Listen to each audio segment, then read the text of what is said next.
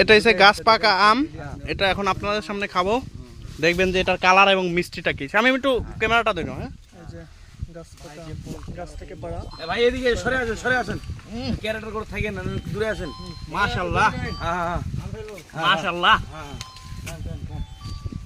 আপনি কি করছেন? আপনি ভিড়েন, খান না কেন?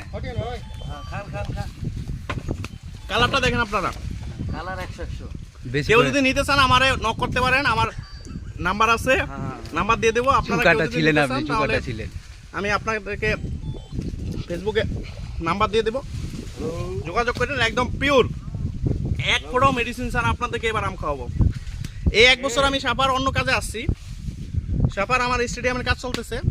তো এই সাপারের আম খাওয়াই আপনাদেরকে, 1 বছরের আম খাওয়াই আপনাদেরকে সারা জীবন মনে রাখবো যে আপনি আমি আপনাদেরকে আম খাওয়াইছি।